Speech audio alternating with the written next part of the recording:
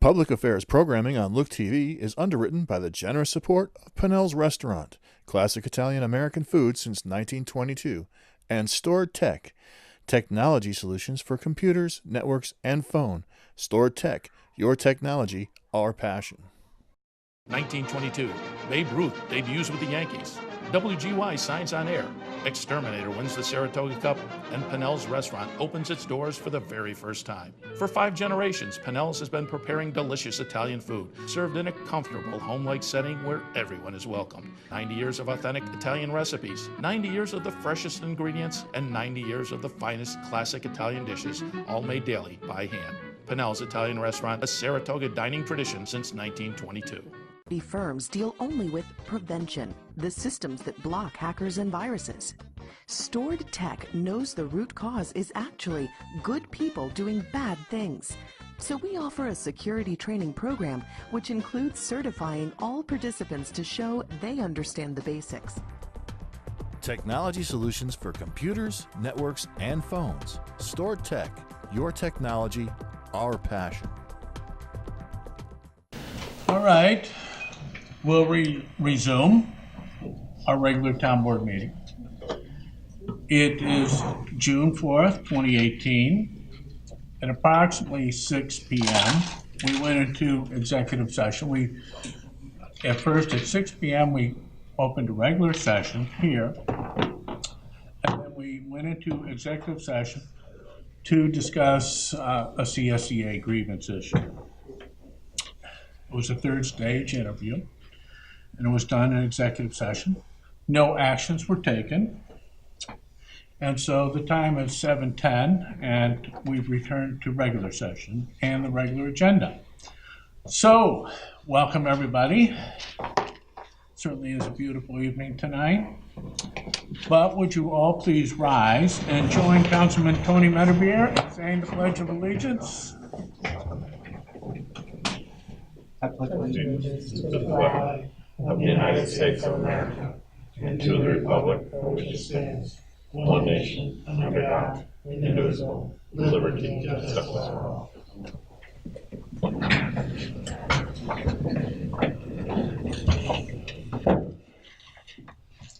And the first order of business, as per our agenda, is to move into the Queensbury Board of Health for the purposes of entertaining a public hearing and possibly decision on a sewage disposal variance and setting a public hearing on another variance.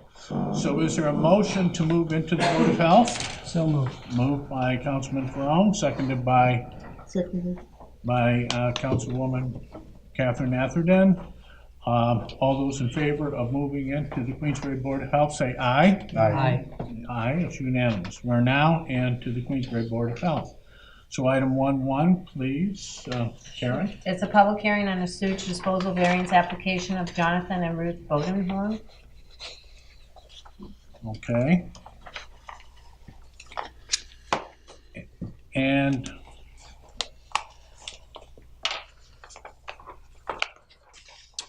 this is a residence located at 9 Pine Tree Lane, which is on Assembly Point. The agent, Tom Hutchins, as he is here. It is to replace an antiquated on-site septic system, and they're replacing it with an enhanced treatment unit, the Claris Fusion 450, and an accompanying 10 by 24 subsurface absorption bed. They are asking for 3 variances. 5.1 feet from the side property line in lieu of the 10-foot setback. The second variance, 12 feet from the residence in lieu of the required 20-foot setback. And the third variance, 70.7 feet from an existing supply well in lieu of the required 100-foot setback. They argue that they need these variances due to the lot geometry and the well location, and they cannot place the absorption bed in a compliant location. So, Tom, if you would like to add to that, take Sure. For the record, my name is Tom Hutchins. I do business as Hutchins Engineering, Queensbury, here on behalf of owner applicants Jonathan and Ruth Bodenhorn, and it's at 9 Pine Tree Lane. They have... Tom, can you move the mic a little closer? Just a little closer, thank you. How's that? Okay. The Bodenhorns own 9 Pine Tree Lane. They've owned it since 2010. They have the existing septic system is it's not in failure, but it's antiquated, and they wish to make some improvements starting with the wastewater system. What we've proposed is what we feel is as good as we can do considering the configuration on this lot and in the neighborhood. We're showing a aerobic treatment unit, an enhanced treatment Claris environmental, which is an NSF approved enhanced treatment unit, and that would discharge subsequently to a new absorption bed. And the nature of all the variances have to do with the absorption bed that is discharging our enhanced treatment effluent. We've located this bed at what we feel is the best location on the site, considering everything. We're asking for 5 feet from a property line, we're asking for 70 feet from a well, and we're asking for 12 feet from the residence itself. And hopefully you've had the chance to get up there and take a look at it. We've looked at it a lot. We really see no better options considering the configuration. So with that, I think I turn it over to the board for questions. I have one question, get things warmed up. 70 feet from the well, and I met the house is in between, and there is no slope, so you know the flow of water, you know, doesn't seem to be 70 feet doesn't seem to be a problem. But why don't they hook up to Shore Colony water? They are hooked up to Shore Colony water. Oh, okay. This water supply well is only used in off season from Shore Colony. Oh, well, that's better. Yeah. Okay. All right. The quality of the Shore Colony water is they're happier with that. However, yeah. That's May 1 to very November. sulfury water over there. And like a lot of Assembly Point wells, it's a very, very deep well. The water quality is not the greatest. There is a treatment system that they use when they're on the well water as well. No pun intended. Other questions from the board? I'm glad it's the Claris Fusion. Yes, and that's very good. All right, since there's no questions for the board, I'll open the public hearing on this matter. Is there any member of the public that would like to speak to this proposed variance application? Seeing none. All right. Motion from the board? I have to close the public. I'll close the public hearing. I'll make a motion to approve. Motion to approve made by Councilman Medevere, seconded by Councilman Ferone. Roll call vote on this, please, Karen. Sure, Councilperson Atherton, Yes. Brown, Yes. Switzer, Yes. Straub, Yes. Medevere. Yes. Thank you very much. Motion passes. Good luck.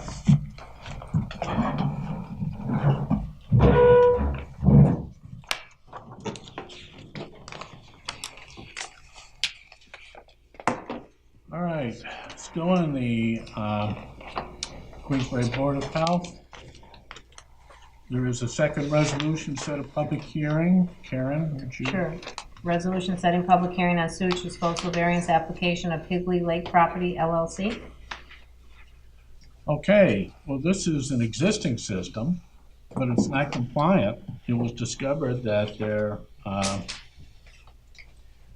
their dry wells or seepage pits, if you wish to call them that, either way, that need to be 150 feet from the well are something less than that. So this is asking for 2 variances of the existing system, whereas the dry well is 142.4 feet from the existing well instead of the required 150-foot setback. And the second variance is the existing dry well is 147.6 feet from the neighboring well, and that was installed in 2017 instead of the required 150-foot setback. So this is just to see if this board would remedy the existing situation, which is less than compliant, and so they're requesting those two variances.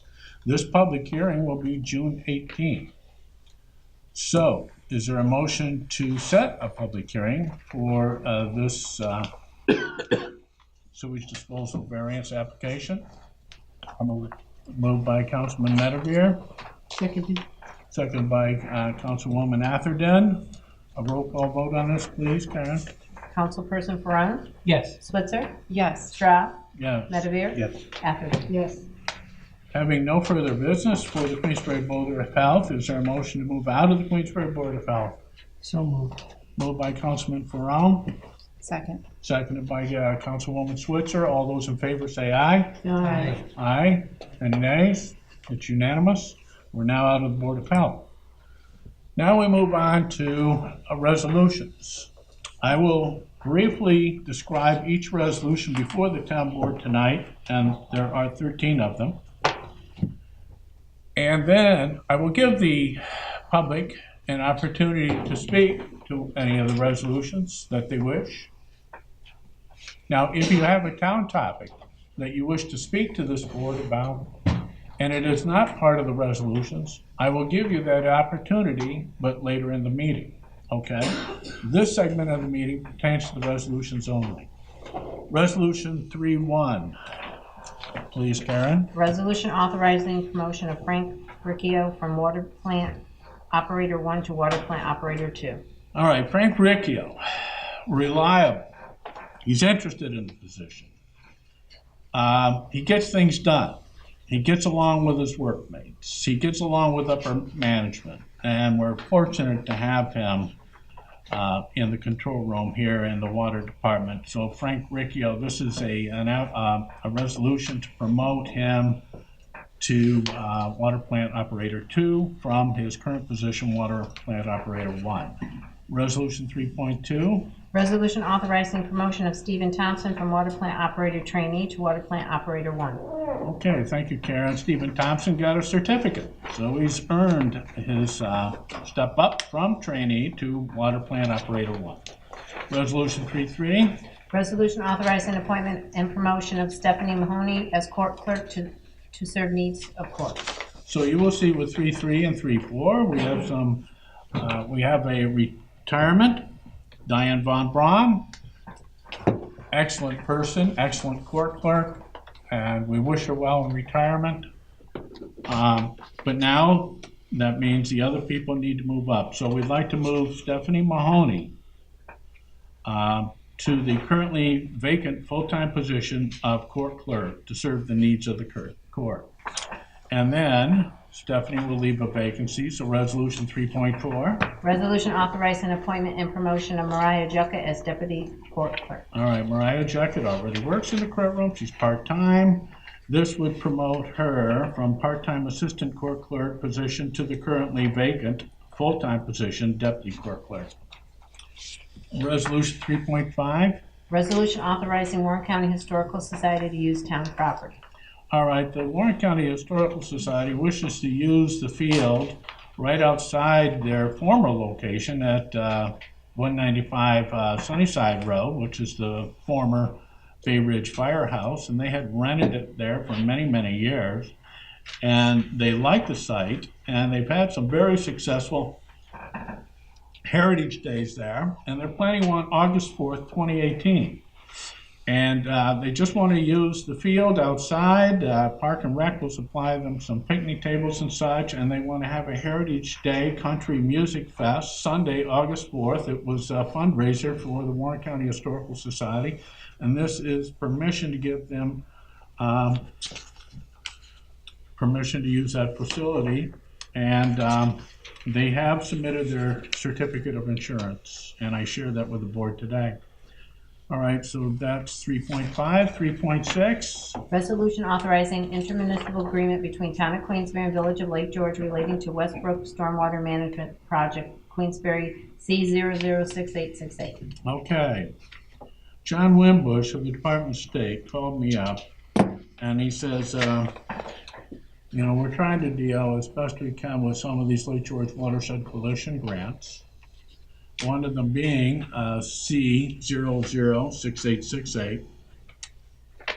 And there is money owed to the village and the county, but it's one of these grants that was sponsored by the town of Queensbury. Now, part of the deal of the Lake George Watershed Coalition, criticize it as you may, but it was set up by the Department of State in 1999 by Alexander Treadwell. And the deal was that they would try and get municipalities, because only municipalities could sponsor some of these grants, to take turns sponsoring some of these grants, even though the grant money went to other entities around the lake. So it was just basically a management, and the watershed had hired a director to basically take care of these matters. So they called me up and they said, we'd like to finish some of these up. So they said, well, we think there's justification for you to provide the village of Lake George a check in the amount of $100,521.55. We want you to agree to turn that over to the village of Lake George, and they will pay for some Westbrook stormwater management projects that haven't been paid for. And they will also pay back to Warren County approximately $77,000 that Warren County is owed out of that check. All right, so the attorneys for the village of Lake George and the town of Queensbury worked together to come up with a memorandum of agreement that we would do as the Department of State requested.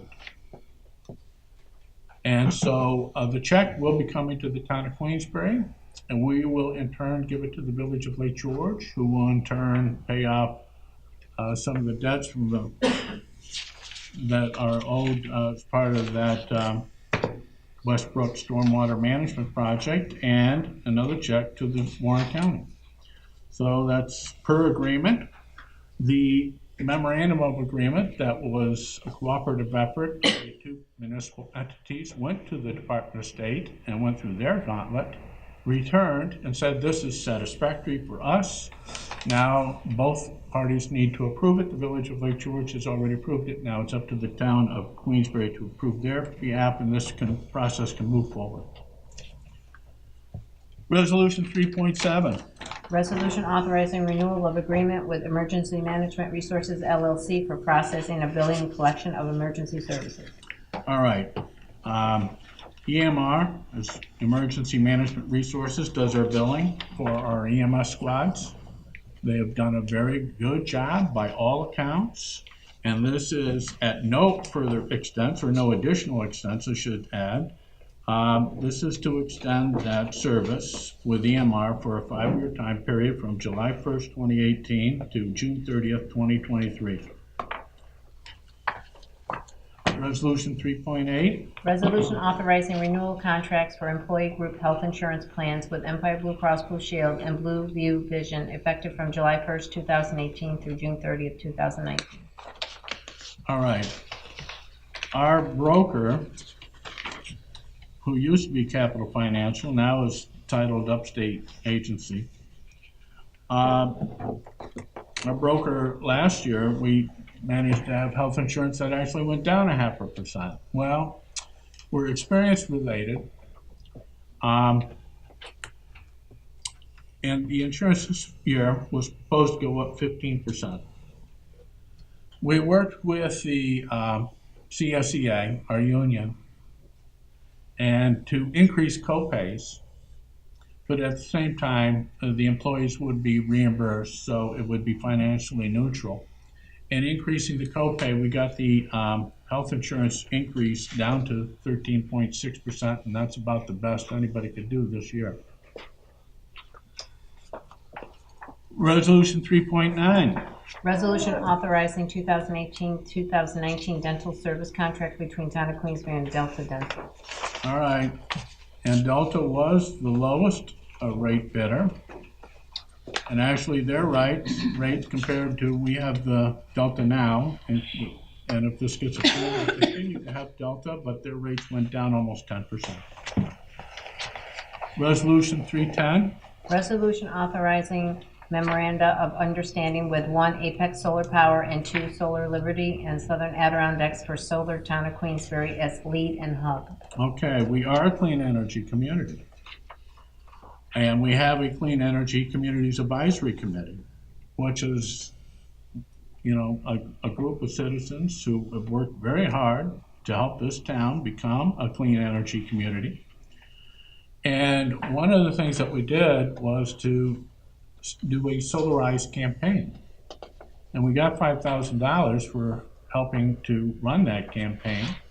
And part of that campaign is to do RFPs and get some solar installers to offer their services at hopefully a discount rate over others, because it was part of the RFP process.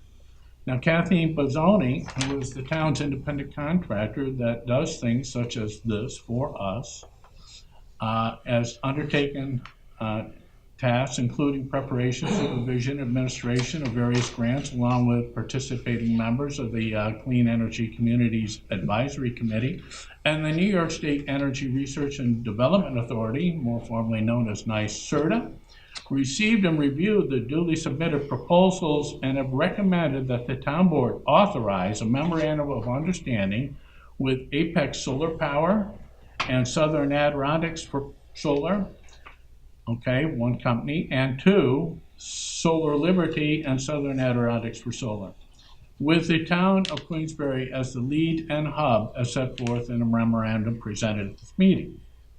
So the memoranda has been reviewed by council, and the council has found it to be acceptable. So this resolution is to authorize a memorandum of understanding with Apex Solar and Southern Adirondacks for Solar and Solar Liberty and Southern Adirondacks for Solar, with the town of Queensbury as the lead and hub as set forth in the memoranda put forth at this meeting. Resolution 311. Resolution to amend 2018 budget. Is just shifting things to where they are needed from areas where they weren't so needed. And Resolution 312. Resolution approving audit of bills warrant of June 5th, 2018. Okay. And it's resolved that Queensbury Town Board hereby approves the warrant with a run date of May 31st and a payment date of June 5th totaling $476,267.30. And Resolution 313. Resolution setting public hearing on 2018 to 2020 Fire Protection Service Agreement between Town of Queensbury and North Queensbury Volunteer Fire Company, Inc. Okay, and this is an agreement. We've updated the agreement to be in accord with New York State requirements. Italicized shows the change. And for example, the receipt of the summary shall include a list of all members, including new members approved by the fire company since the last such list was provided, and shall constitute the required written notice of new members pursuant to non-for-profit corporation law 1402, subsection C, subparagraph 3. And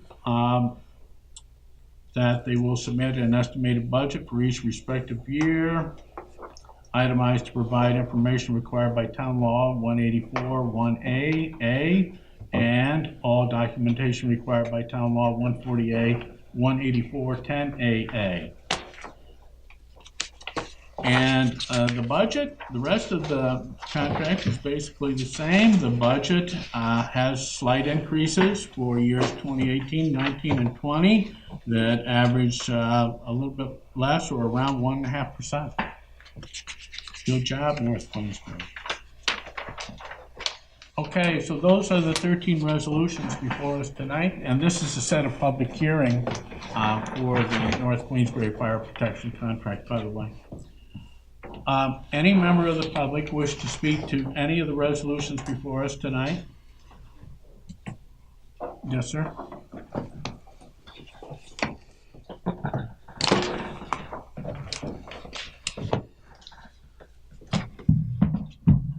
Travis Whitehead, Queensbury. You're just digging a deeper hole on 3.6 and the Lake George Watershed Coalition than any of you know that you're, at least 4 of you know that you are digging. But I don't know about all this double talk about $77,000. Indeed, $77,000 is owed to the county. That's a fact. It was owed, though, and paid. It was paid by the state already. It was paid on not 6868, but on 6654, which is now closed. It now appears that since there's money left in 6868, something's being put together to somehow get some extra money out there. But the state has already paid the $77,000 to, well, $50,000 at least of it, to Queensbury and perhaps some others to another portion of that to Bolt. So I don't know, in your resolution, you're talking about a $100,000 contract to Cutting Edge Group. I don't know how that has anything to do with the $77,000 that was just explained by Mr. Strau. But I'm going to find out because I do have a FOIL request here that I'll pass on later to try to get all of that information out. What I would like to bring to your attention, however, is that it is stated in the contracts that the municipal attorney, chief legal officer, or financial administrator of the contractor shall certify to the Department of State that the applicable public bidding procedures for General Municipal Law 103 were followed for all construction contracts involving more than $20,000. So by going ahead and saying that you're doing some construction project at $100,000, you first have to show that you had 3 bids for that, what the work is for, etc. It's not going to be for the $77,000 duplicate payment to the county. Now, I say duplicate. I recently got a FOIL. What happened is the state gave this extra $50,000 to the town. The town gave it to Mr. Decker in the form of a check. Mr. Decker failed to give it to the county. And then I read an email the other day from Barb to the county treasurer, basically saying good luck on collecting that because we've already paid that out. So this is an issue, but you're just making it deeper by going into a completely different account and asking the state to pay twice for an error made here. And the fact that it's an error made here is pointed out very clearly in a letter addressed to Mr. Strau about a year ago from the Department of State. And in it, it goes ahead and quotes and says, according to New York State Master Grant Contract Section 4B1, if the contractor enters into subcontracts for the performance of work pursuant to the master contract, the contractor shall take full responsibility for the acts and omissions of its subcontractors. Okay, can you finish up? I will finish up. The subcontractor that they're talking about here in this letter is Mr. Decker, and basically what they're saying is if he made mistakes or omissions, and we read this week in the newspaper that he was indicted on 22 counts of such mistakes, that it is the responsibility of the contractor, which is the town, to cover those. So Thank you. I suggest that you look into this further before you vote on this. Only getting yourselves deeper. Thank you. Anybody else like to speak to the board about any of the resolutions before the board tonight? All right, seeing none. Mr. Supervisor, can Yeah.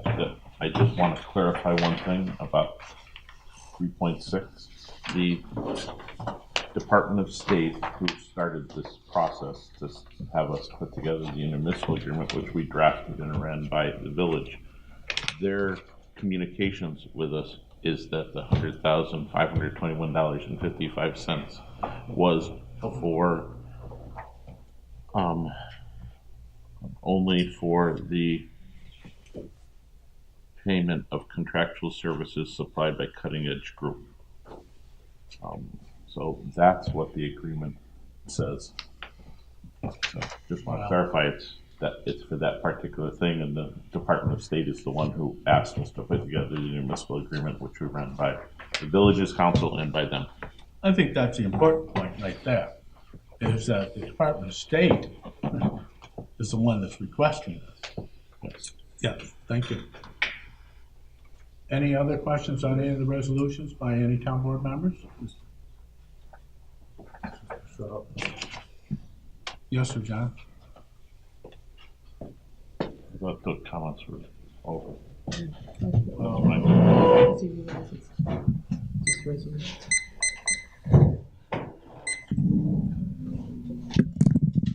With respect to resolution 3.13, the scheduled public hearing for the North Queensbury Fire Company, I noticed in their fire company budget proposal, they have an item of insurance for $27,500. Has any effort been done, and should we, in preparation for the hearing next meeting, should we look into the possibility of consolidating these fire companies' insurance coverage? There are economies in size and quantity to be realized. I know the companies have in the past resisted this, but it doesn't seem to me to be any real difficult thing. We have one fire protection district, okay, in which the three of them participate. 4 of them, 5 of them, I'm sorry.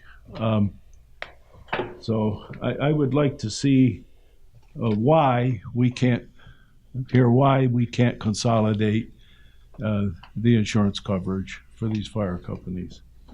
The other thing is there's an item here called capital budgeted debt service. What exactly is that? We should have a clear explanation at the next hearing. What is that? It sounds like there's another budget supplying the capital, and this is the debt service as a result of that. Now, are we expensing debt service? But those answers we should have next. Okay, thank you, John. Okay. Anybody else want to speak to the resolutions? Seeing none. Are there any of the resolutions any member of the board would like to have pulled for roll call? 3.7 and 3.8, please. 3.7 and 3A. Any others? All right, so 3.7 and 3.8 will be pulled for roll call, and we'll do those first, Karen. So 3.7. 3.7, so you want me to read it again? Yes, would you Okay, please? so it's resolution authorizing renewal of agreement with Emergency Management Resources LLC for processing of billing and collection of emergency services. Okay, and roll call vote. I need an Motion, introduction in a second. motion to bring that forward. So moved. Moved by Councilwoman Atherton, Second. seconded by Councilwoman Switzer. Now a roll call vote on 3.7, please. Councilperson Stroud, Yes. Medivir, Abstain. Atherton, Yes. Perone, Yes. Switzer. Yes. Resolution passes. Resolution 3.8.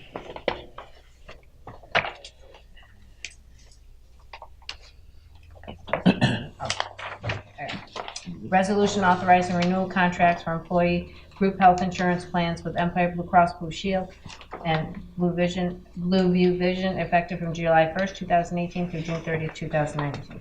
All right, anyone want to move that forward? I'll move. Moved by Councilman Ferrone, seconded by Second. Councilwoman Switzer. A roll call vote on 3.8, please. Councilperson Medivir, Abstain. Atherton, Yes. Perone, Yes. Switzer, Yes. Stroud. Yes.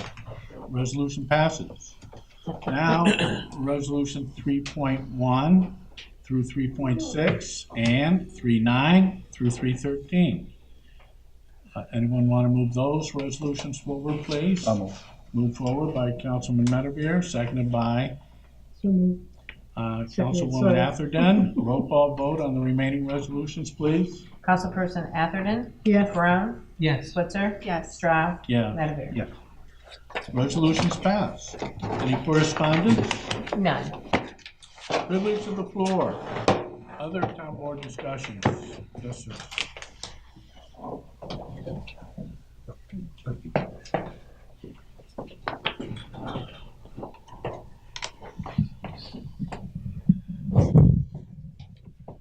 Thank you, Mr. Strauss. For the record, my name is John Salvador. I'd like to comment today on the Cary Road Sanitary Sewer District.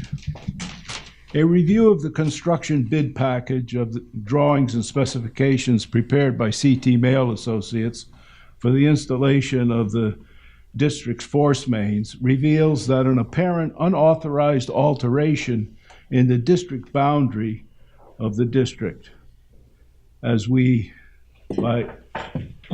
this board, by meets and bounds, defined and duly adopted by resolution this district. The proposed district map plan and report dated July 2016 has never been revised. The town's request for proposal for the design, bidding and construction administration and inspection for the district's low pressure grinder system was specified to be consistent with the conceptual design included in the map plan and report. As the successful bidder, CT Mail confirmed that the district map plan and report of July 16, 2016 would be their point of departure for the detailed design. Briefly, the effect of this territorial district boundary alteration appears to: 1, exclude the 22-acre tax parcel 308.16-2-14, where the projected land use was said to be a 200,000 square foot retail grocery store, estimated to contribute $32,000 in annual debt service cost over a 15-year period, with minuscule reduction in construction costs. Accordingly, the $32,000 annual debt service charge will necessarily be picked up by the other 40-some district users receiving sewer service. Another procedure endorsed by this town board, which was based on the July 2016 map plan and report, is that of the consolidation agreement, providing for the consolidation of the West Queensbury Sanitary Sewer District with that of the Cary Road Sanitary Sewer District. Because the 200,000 square foot retail grocery store is no longer included in the Cary Road District, the estimated average benefit unit charge will no longer be to the benefit of West Queensbury Sanitary District, but will shift to the Cary Road District at the expense of the West Queensbury District. There being no evidence in the record of a duly authorized amendment to the map plan and report of July 2016, I respectfully request that this board proceed to rectify this deficiency by authorizing a rework of the 2016 map plan and report to show the disengagement of the proposed 200,000 square foot retail grocery store and the inclusion of the 8 residential parcels bordering Stevens Road. Of course, all of the town adopted approvals, as well as the state, county, and City of Glens Falls agency approvals, which have flowed from the map plan and report of 2016, will require revising. Don't forget to advise your bond counsel of this. And also, CT Mail should be made to map the district boundaries on the construction drawings. They are not there, and that's the confusing issue. Okay, Thank you. Yes, sir.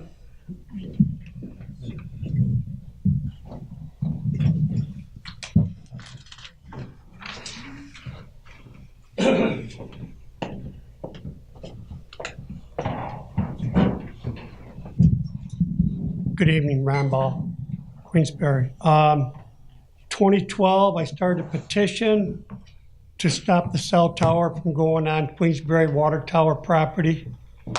And ever since this was built, they've been collecting stormwater runoff and pushing it onto my property. A 500-foot long trench, 8 feet wide in some places, 5 feet deep. They're collecting that stormwater and they're dumping it onto my property. This has been happening since 2012. I have not heard from one member that said they were going to look into this and do this, figure out this. This is illegal. You guys go in and shut people's power off. You shut their electricity off. You shut their water off. You go and condemn houses. You evict people from their houses. How can you let Verizon collect this stormwater runoff and discharge it onto my property? 2 years ago, I had an engineer design my site work on my property. It took him a year. He worked on it. I says, I got to have some type of draft to see how much this is going to cost me. He gave me the draft. He said there's probably some more work that had to be done to it. It turned out it was going to cost me around $25,000 to $27,000 to build my house next to the cell tower property. Craig Brown got that thing, and it went. The planning board approved that first part. Went to Craig Brown. Craig Brown made my engineer redesign it to collect your stormwater runoff that you're sending on to my property, and the estimate site work went to $140,000 plus. The reason why I say plus, because Craig Brown wants me to take every shovel full of dirt off my property. I can't stockpile it. That includes putting my mailbox in. He wants me not to stockpile. This has been going on for 5 years, and nobody has said anything.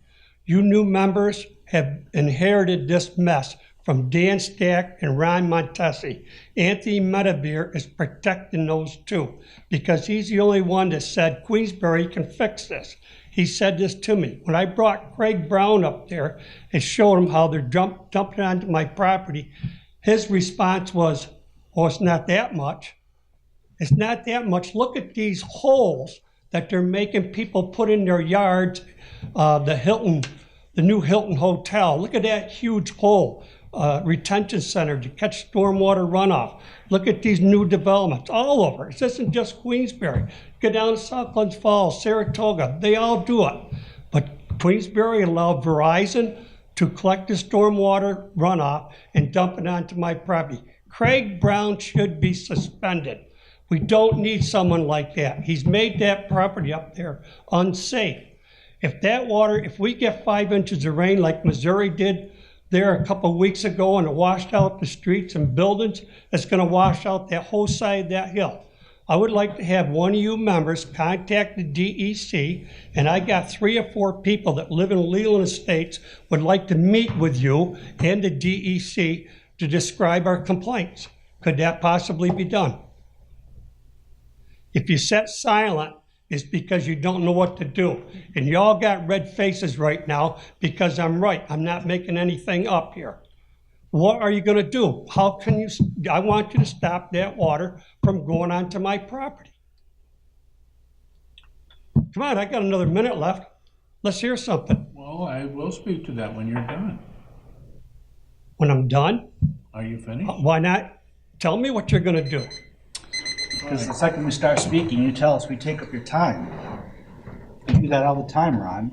And by the way, we don't turn off anybody's electric. We don't... Shut their water off? You said we turn... Shut their water off. When's the last time we shut somebody's water off, Ron? Not too long ago.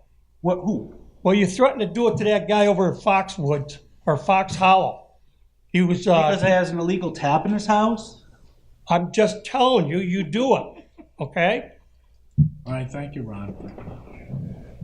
All right, you evicted a neighbor up the street, you kicked her out of her house, you condemned the house, and yet you let that water run onto my property. Well, we didn't condemn any house either, but, You did that, Dave had. well, I refuse. It's not gonna happen. On the plus side, who's going up with me tomorrow afternoon to review with an engineer what the stormwater situation is at this area that Ron's talking about? Oh, good. I was scheduled to go with it. All right, so George is scheduled to go up, and I believe it's in your ward. It's in my ward, 2 o'clock. So, all right, so we'll go up there and take a look at it. Okay. So we did schedule that, Ron. We didn't ignore you. We are looking. This is the first I've heard of it. Well, because I want to Been look going on into it. 5 years, 5 years. Today's the first day I heard that. Okay, well, I went up and Is did a site Queensbury gonna visit. have to pay for this? We'll see who's at cause. and I bet you Queensbury has to pay for this. Let's Verizon did. see what the engineer says, okay? All right, anybody else like to speak to the board? Yes, sir.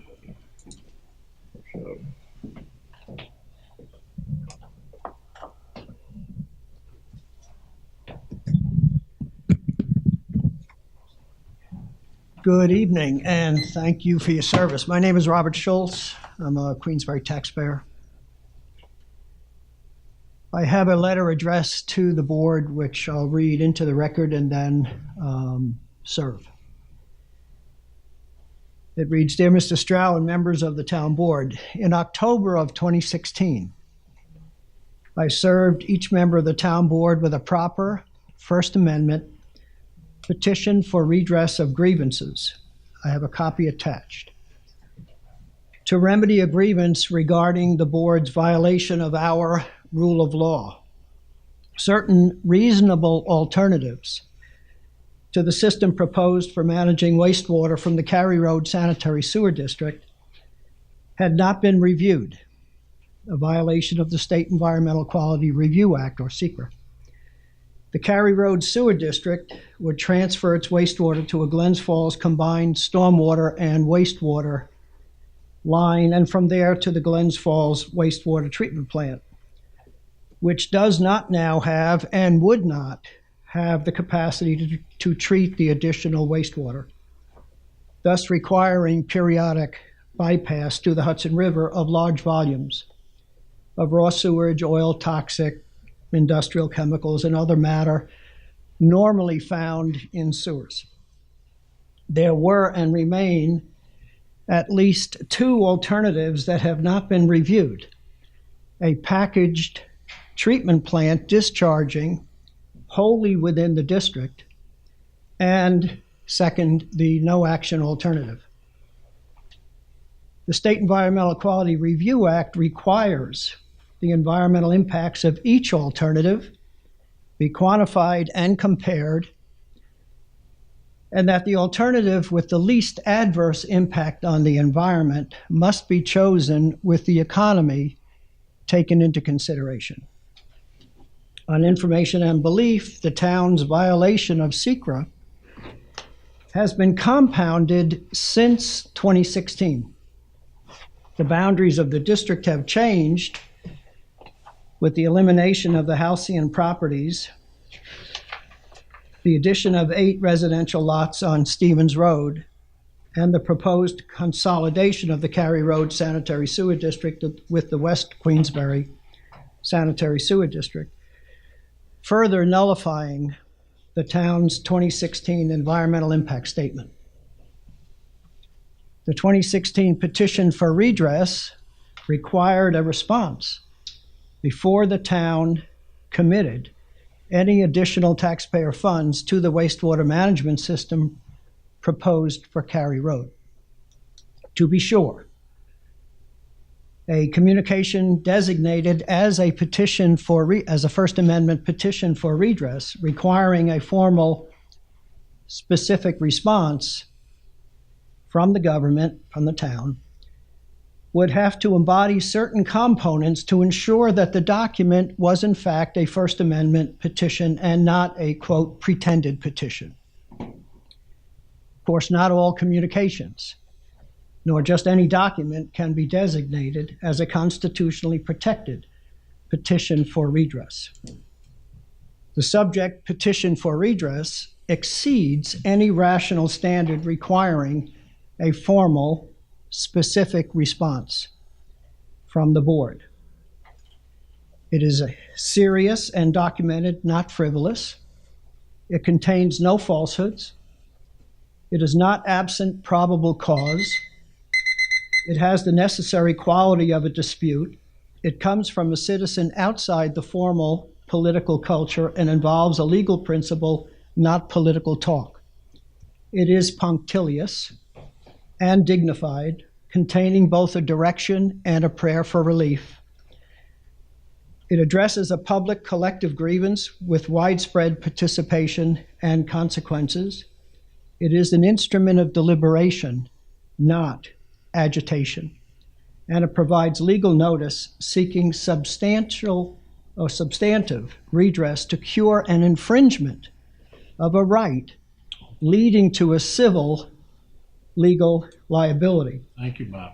And by failing to respond to the First Amendment petition for redress and continuing to advance the Cary Road Sanitary Sewer District without a legal and proper environmental impact statement, the town is outside the boundaries drawn around the power Bob? And subject to being held accountable by the taxpayers. Yes. Please provide the rightful response by June 11th. Thank you. Thank you.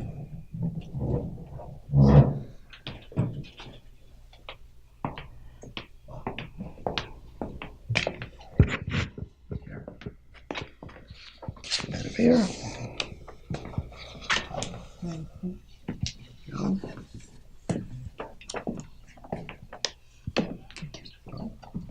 Switch.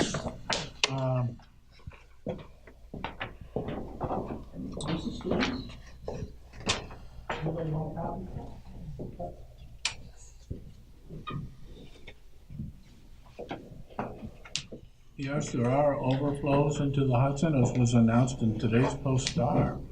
Now that primarily is caused by a combined stormwater and sewer system.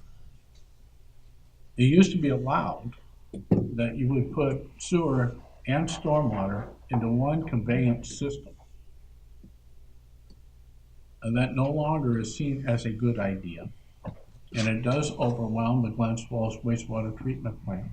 And when it does overflow raw sewage into the Hudson. And that is a serious matter and a serious concern.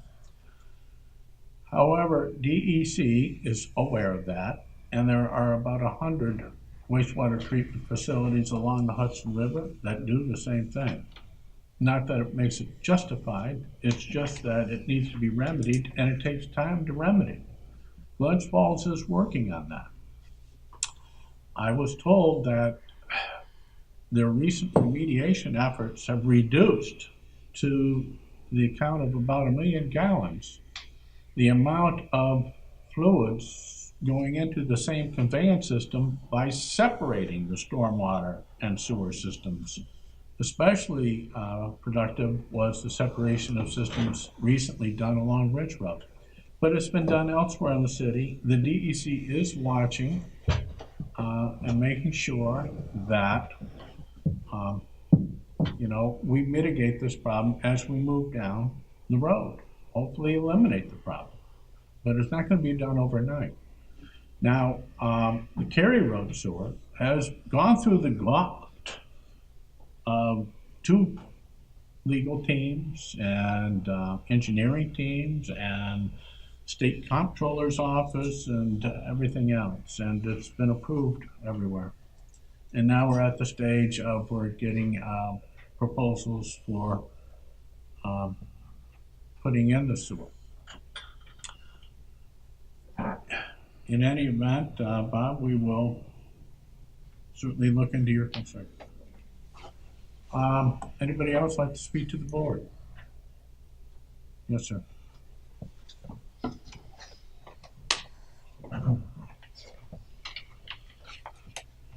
Travis Whitehead.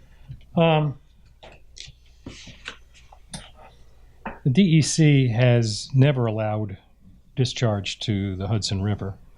And yes, it is a problem having combined sewage, having that water, extra water flow in there during times of rain. But I think you all know that what we've had in the last week, there weren't any gully washers there. We will have gully washers, and when we do, there's going to be more events like this. And while Glens Falls has been under an order of consent and has slowly been taking care of the problem, they are getting rid of some of the clean water going into there. You are going to go ahead and put in raw sewage straight into that same system. So you are definitely not doing the environment any favors whatsoever. And you probably should have considered some of the other designs as mentioned by Bob Schultz, packaged plants, etc., contained within the confines of Queensbury. There are very good soils over there in that area. So that's enough about that. I do have another foil here that I put together, and I am going to ask for all communications between the town and the Village of Lake George and the Department of State in regards to the $77,000 that has been paid already by the state, ended up in Dave Decker's pocket, is according to what I read from Barb Turney's letter.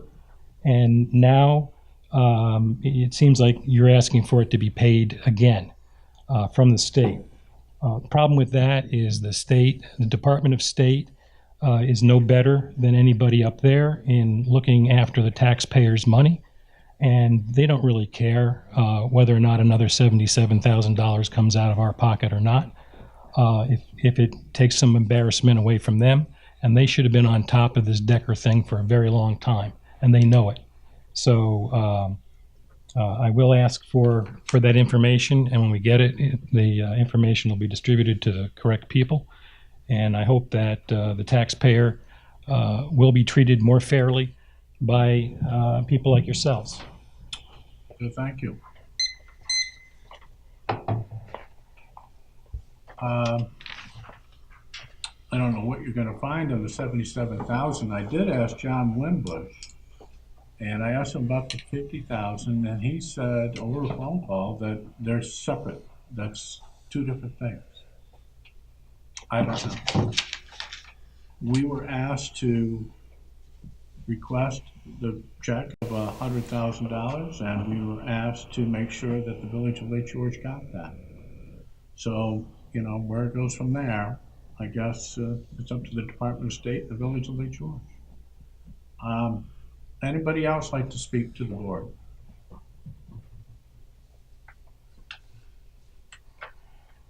Seeing none. Town board discussions. Let's start with you, Jennifer. I just have one item. I want to thank the senior class for Queensbury High School who performed their senior give back day last Friday. They did a tremendous amount of work for not only the town but a lot of local nonprofits. It's something that they have been doing for years now, and I don't think youth get enough credit of what they do out there in our community. We just want to make sure that they know we appreciate everything that they do for us. So that's all I have. Okay, George, thank you. Jennifer? Well, I just wanted to say again, it was my first time marching in the Memorial Day Parade. That was a lot of fun. And I wanted to just mention, I know that's a lot of work on your part coordinating that, so thank you for that. I would hope if you ever leave this position, maybe you continue to do that, because I think it was very enjoyable and memorable for all the people who participated in that. So, well, thank you, Joe. Yeah, that's all I've got. Okay, thank you. Catherine? On Wednesday at 6:30 at the library, the fourth film in this season's In the Public Interest, which is a collaboration between Tri-County New York Transition and the Crandall Library, will be shown. And this theme this season has been about individuals and groups who find their voice and act upon it. Citizen Jane is the name of the film, and it's about an activist who battles developers who want to demolish and historical neighborhood in New York City. As one of the resolutions referred to the Southern Adirondack Solar Campaign, which has been organized by Queensbury Clean Energy Committee. The launch was May 5th, and there's 2 upcoming events if you're interested in putting solar on your house. And this is a really great opportunity to do so, or at least to come and find out information about it. One event is June the 12th at Gurney Lane from 5 to 7, and free pizza will be served. And on Saturday, June 16th, there'll be one at Haviland Cove in Glens Falls from noon to 3, and that's going to be a free barbecue. Thanks. Thank you. Yeah. Nothing for me. Tony. All right, well, that leaves me. Yeah, at least with a month's worth of. Well, I'm going to give you a break. It's been a while since I've given my report to the Board of Community, and I'm just going to highlight a few things in there, like, rather than discuss the whole thing. But I will send it to you electronically so you have a copy of it, because I know it's in Yes. high demand. Definitely. I'm in the frame. I'm having sleepless nights.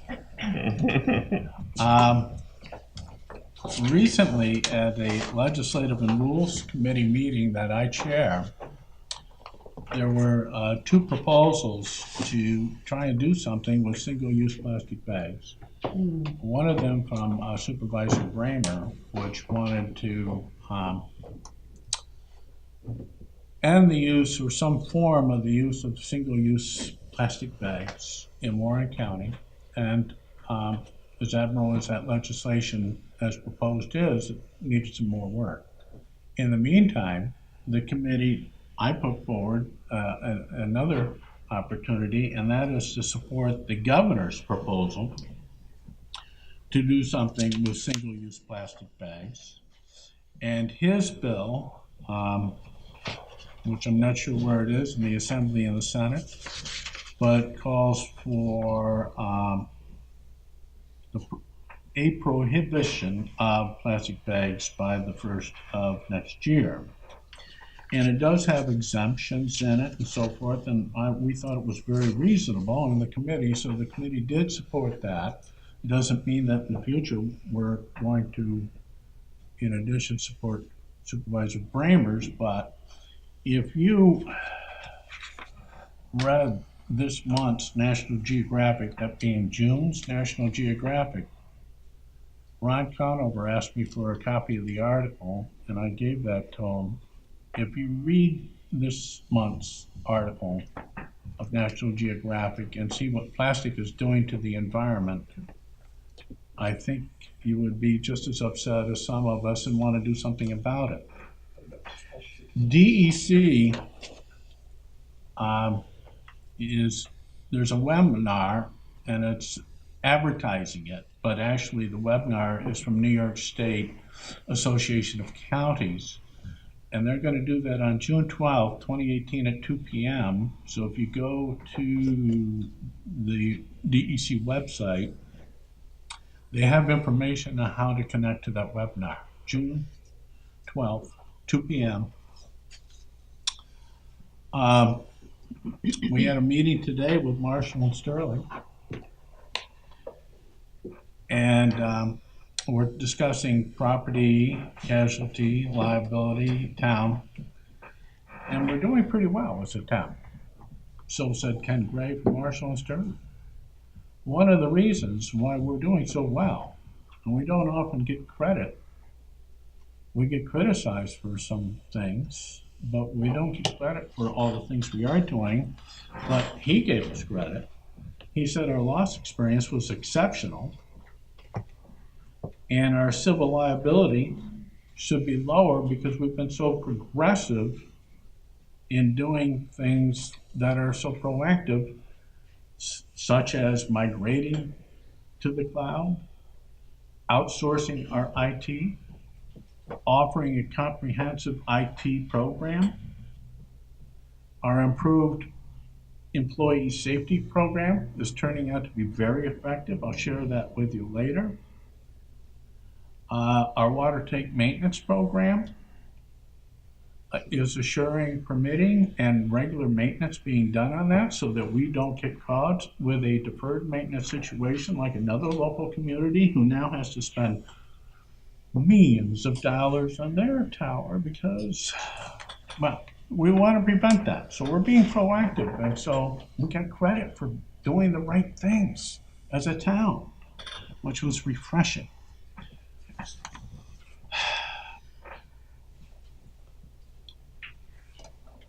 I also went on the new ride, the Pandemonium, with Eric Gilbert, who was the park president. Now, I like the little kiddie rides, okay? But I went on it because Eric said he would. So I had to man up, you know. And actually, it was fun. It wasn't as bad as it looks. It was fun. So I'm glad to see the new ride. I think that you people visiting the Great Escape will also have fun. Now, on the topic of fun, Park and Rec has their new magazine, and it's digitalized on the internet. Now, some people haven't gone to the internet completely. Some folks really do like the magazine. But if you take a look at this magazine and everything that our Park and Rec department is doing, not only for our citizens, but residents elsewhere enjoy this. They pay a fee for some of these, but I think we have a Park and Rec department. There's another thing, second to none. It is a great department. So if you don't have your copy, come into town and get one, or go online and see what's available. Now this bothered me. All right. Where is New York State's largest balloon festival held? South Montreal. No.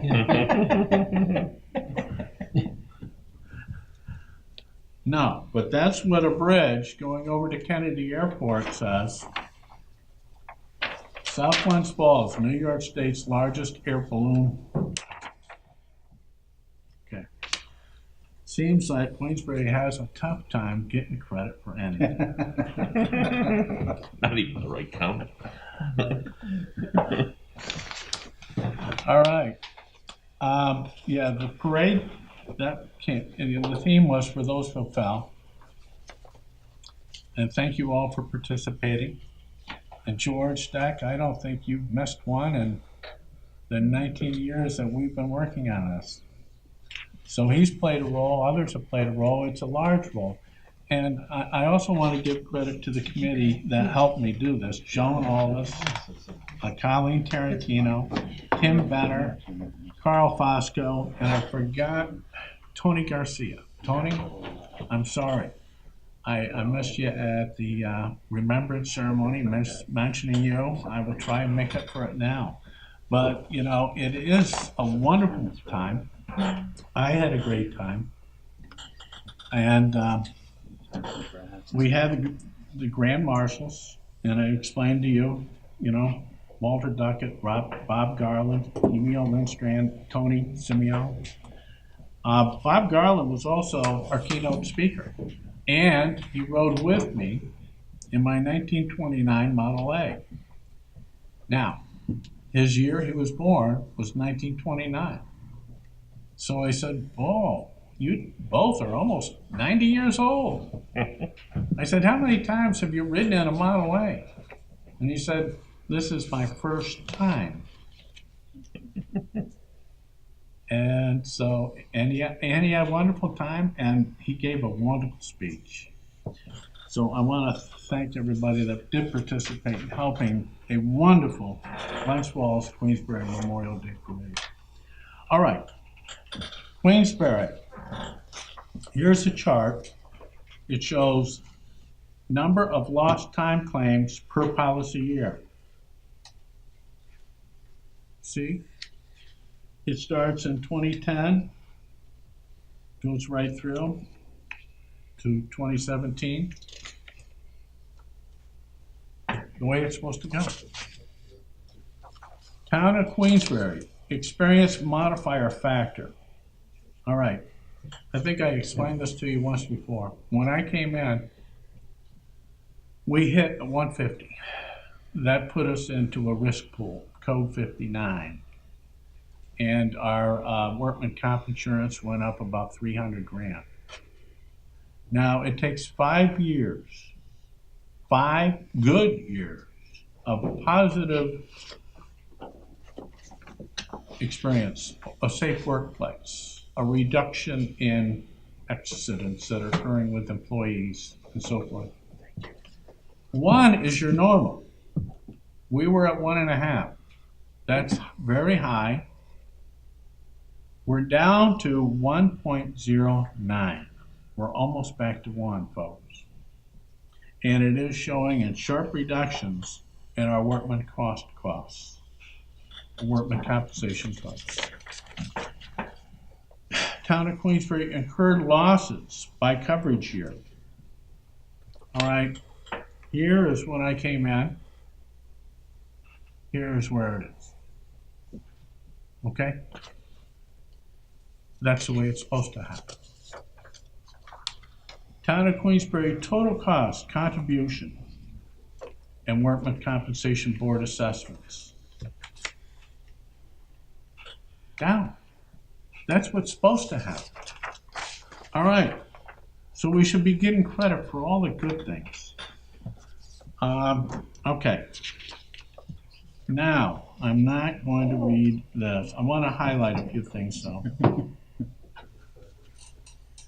I want to talk about our recent discussions with the Open Space Institute. First of all, Open Space Institute asked if there was a town person that's willing to do an inspection check on the Queensbury Land Conservancy property. They call Riverside Park, we call it Big Bay or Leon Steves Preserve, okay? And we did walk it, and it was very satisfactory, and I walked it with Charlie Burgess from OSI. And Charlie Burgess, again, he says, you know what? We like working with the town of Queensbury. You know, here's another person says, the town of Queensbury is doing things right. Because you understand conservation. And so, we discussed the use of single-use bags and how that should be reduced and so forth, the plastic bags. But an OSI wants to contribute $50,000 towards the purchase of the 3 Freiburger properties, a total of 78 acres. The residents are saving as much money as they can towards the purchase of those 3 Freiburger properties, and they're all located in and around Rush Pond. As you know, we have the Rush Pond Trail there. OSI says it will put in $50,000. Bob, you were there. They want us to zone it parkland so it has that conservation protection, and so do we. All we're doing is developing the Rush Pond Trail and connections to it, which the public is absolutely loves. And they're using it now, and all those people that are now using it, some walk it seems like almost every day. And that's helping to reduce healthcare costs. Not only that, it's improving the quality of life, and not only that, there's visitors coming to Queensbury to enjoy Rush Pond Trail and Rush Pond Park. So OSI hopefully will add to it with the 78 acres of Freiburgers. And the town is to put together a resolution of support that we will also contribute to the cause. The details will be worked out. OSI would also like to assign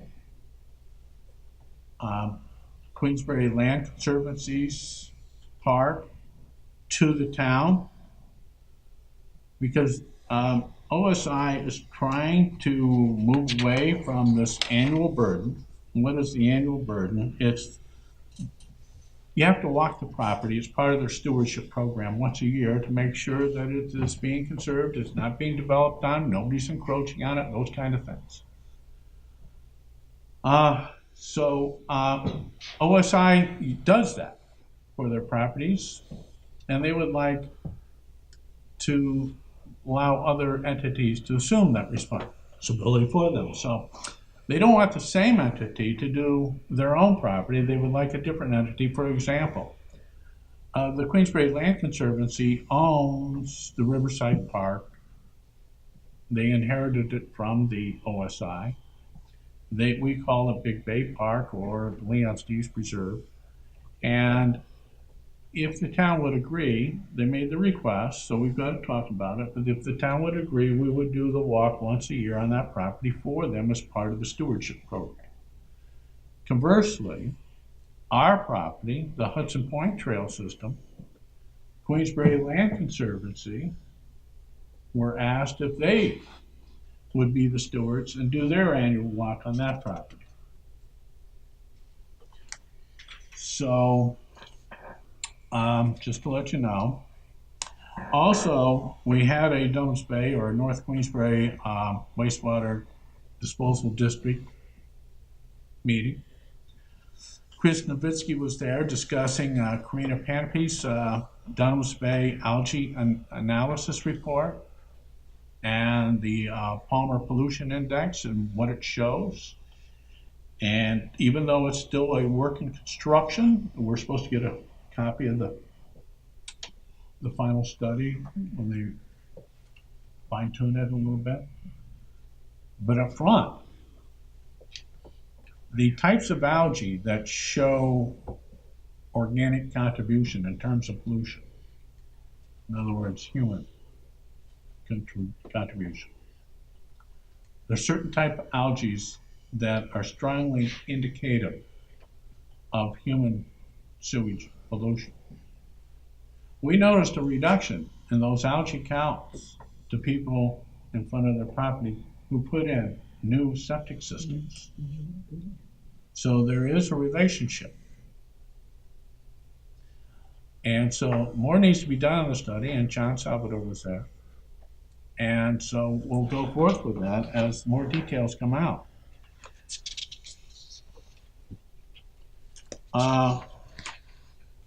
Saturday was busy.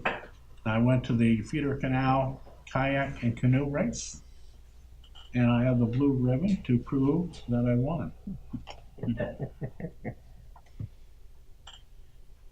In the mixed, meaning male-female, double kayak. So what? I was the only one. I still got the blue ribbon, okay? That's all that matters. But it was a good time going down the Feeder Canal. I did it 1 hour and 20 minutes. 1 hour and 20 minutes. Which wasn't my record. The record was last year, 1 hour, 18 minutes. I blame the headwind. But that evening, I went to Glens Falls Symphony's Springtime Gala at the Lake George Club.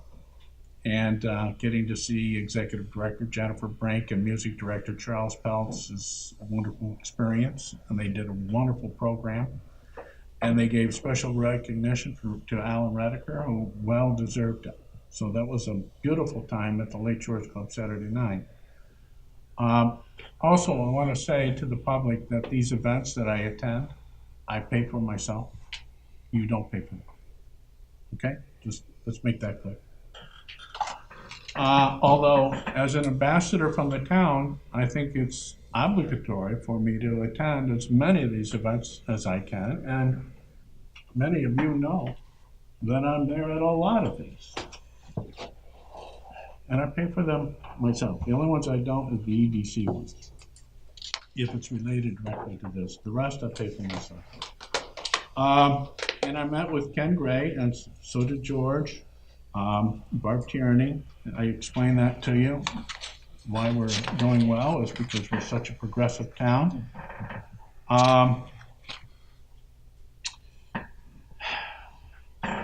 Thursday and Friday, we finally got our Nissan Leaf.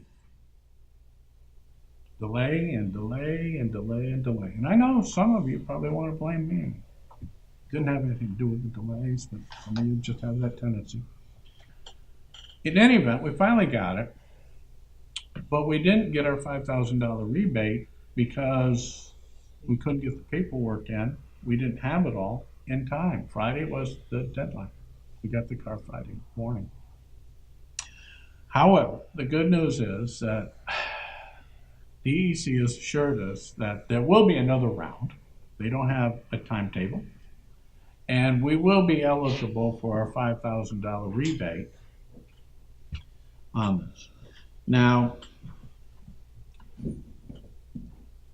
the next electronic car that we're getting, I've discussed it with building and codes, and I need to further discuss it with the fire marshal because they both have vehicles that are very old and need replacing. They both require something that's four-wheel, all-wheel kind of drive, and an SUV they prefer. Well, I found two of them, Mitsubishi and Kia. I sent those out to you. The Mitsubishi looks pretty good, but we'll investigate both of those. They are four-wheel drive, plug-in hybrids, and they're SUVs. And Building and Code said they're interested, and maybe Mike Palmer's interested. So we have to put together a budget for the 50 grand because we're a clean energy community and we got declared so. We're entitled to 50 grand if we can justify it. So I know that the committee is working on it, but I certainly wish, and 22,000 would be allocated to upgrading the lights. I understand it's okay with the committee and okay with the board so far. The Victorian style lights along Main Street and the $1 Million Mile. They're town owned and they are currently 150 watt high sodium pressure. We would exchange them with 36 watt, because I looked it up, rather than go by what I was told. I looked it up, it's 36 watts. Well, still, that's a heck of a savings. And so, so there's around 22,000 if you round off. And then this new car would be around 32,000. So the 50 grand, I think, could be well spent with a new plug-in hybrid all-wheel drive vehicle, replacing something like a 1998 truck, and the grant money would pay for it. Anyhow, looking at that, okay, what else do we have? I'm just trying to highlight, discuss things that we've been talking with various security groups on improving security at the town office. It appears that some good ideas that people, employees especially, seem to like are having a security guard, limiting it to one access. To be ADA compliant, we may need to consider putting in some kind of an elevator. So we'll put out an RFP looking for that, to do some preliminary engineering work and give us an idea of what it's all about. Queensbury Senior Citizens Volunteer Recognition Breakfast. I was invited to that, and Gail Connor was awarded Volunteer of the Year, but she had some tough competition with Rita Bolster and Judy Fay. Peter Pape was involved in making the film Harnessing Nature, the building of the Great Sagandaga. If you haven't seen it, you should see that. It's fascinating. A valley that would be perfect to become a lake with one dam, the Cocklaville Dam. And Lake Sagandaga was created to try and control flooding for one reason. And unfortunately, some people's livelihoods and homes were buried underwater, burned and destroyed, and villages and cemeteries had to be moved. Anyways, if you have a chance and you see it around, Peter Pape's Harnessing Nature, building the Great Sagandaga, don't miss it. Catherine and George, you were both there. Isn't that great? It's at the library. We can take that out? Yep. All right. Dan Baroche has been sending emails too. They want to know, how much the town is willing to get involved with what they're now calling their French Mountain Park. So I said, okay, if you think you've worked out the details, come and see us again. So they'll be at Monday's workshop. We'll have a workshop meeting Monday.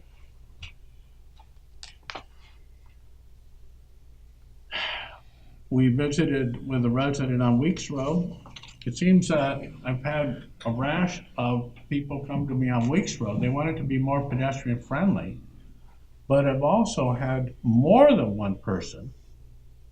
I had one person today, but I've had more than one person come to us with problems on Sweet Road. And it wasn't just the speeding, which is bad enough, and the volume of traffic. And I reminded this one individual that came in to see me today that I was the newspaper boy in that neighborhood. Gamble's Bakery was my grandparents' garage. And the first car I worked on, you probably all heard this, right? It was a 1932 Ford when I was 13. When I was 14, I had my own car, 52 Chevy, and I rebuilt the carburetor in that at 14 years old. I don't know if too many kids doing that these days, but we had a garage and I worked in that as long as I can remember. And we had a working farm there near Gamble's Bakery. We had horses. We had 3 Arabian horses. We also rented out stalls. We had chickens. A lot of people in the city of Glens Falls and some people in Queensbury want to go back to having chickens. They eat the little bugs and ticks. All right. Well, in any event, where Warren County bike path crosses Sweet Road is not well identified, and there have been some close calls there, and possibly some better signage might help reduce some of those near calls before we have something really bad happen there. All right, so Sweet Road is an area.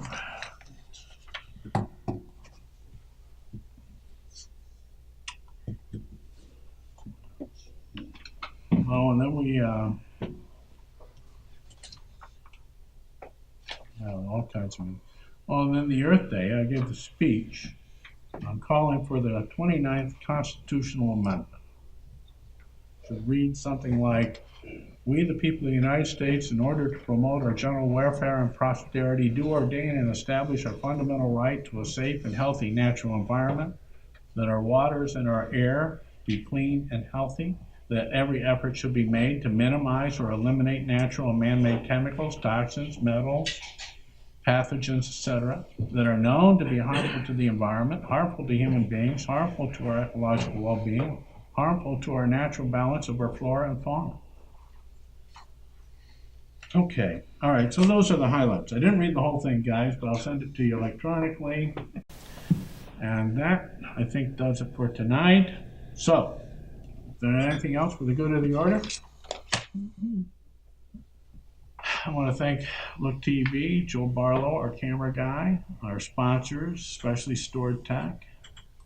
Thank you, Karen and Bob, for being here. And thank you, board, and thank you, public, for being here. And another night, like I said, there's a workshop next Monday night, and there will be another town board meeting after that. And I was trying to add up, how many town board meetings do we have on a yearly basis? 45? How many other towns have so many meetings to inform the board and the public? I mean, I know of no other town that makes such an effort. I know Corinth does. All right, well anyhow, thank you all for coming. And now a motion to adjourn the meeting. Moved by Councilman Meadowbeer, seconded by All 3 of us. all 3 of the rest. Those in favor of adjourning say aye. Aye. That was unanimous. Public Affairs programming on Look TV is underwritten by the generous support of Pinnell's Restaurant, classic Italian American food since 1922, and Stored Tech, technology solutions for computers, networks, and phone. Stored Tech, your technology, our passion. 1922, Babe Ruth debuts with the Yankees. WGY signs on air.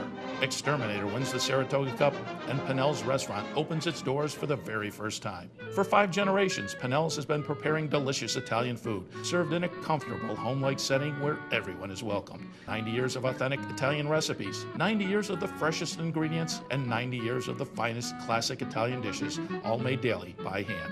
Pennell's Italian Restaurant, a Saratoga dining tradition since 1922.